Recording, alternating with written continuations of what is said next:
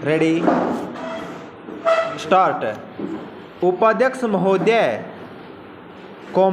समस्या तो गन्ने की बढ़ती हुई पैदावार से संबंध रखती है। मैं जानता हूँ कि अगर आपने क्षेत्रफल कम कर दिया, और क्षेत्रफल को बढ़ने से रोक दिया और उस सूरत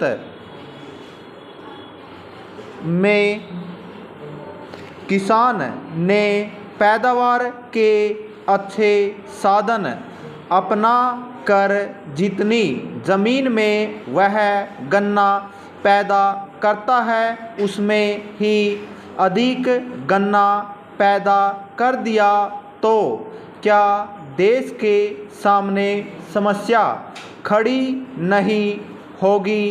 प्रश्नवाचक चिन्ह। मेरा निवेदन है कि यह सवाल घनी खेती का और विस्तार की खेती का नहीं है।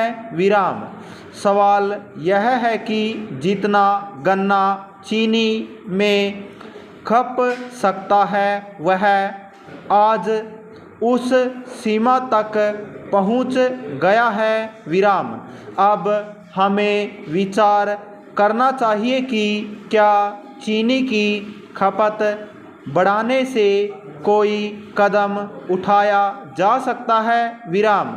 जब हम इस सवाल पर विचार करते हैं तो हमें देखना होगा कि हमारे देश में चीनी खाने वाले व्यक्तियों की संख्या कितनी है।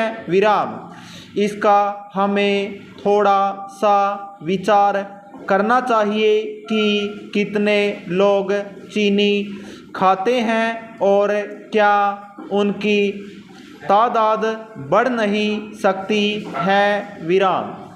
गांव में जाकर हम देखें बहुत से लोगों को चीनी खाने के लिए नहीं मिलती।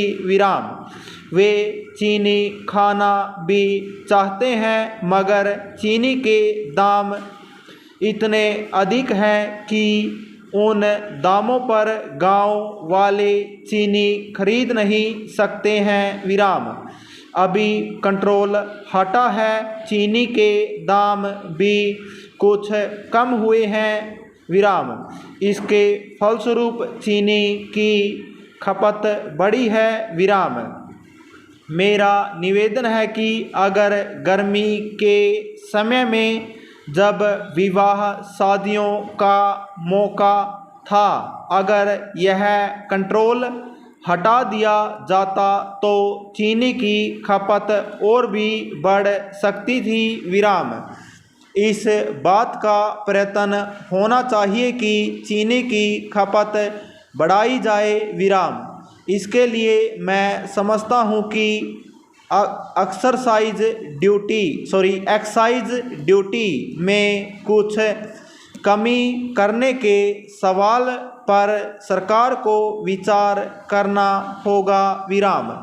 कुछ दिनों से समाचार पत्रों में इस तरह की बात छप रही है कि सरकार चीनी पर एक्साइज ड्यूटी कम करने के बारे में विचार कर रही है, लेकिन केवल विचार करने से ही काम नहीं चलेगा।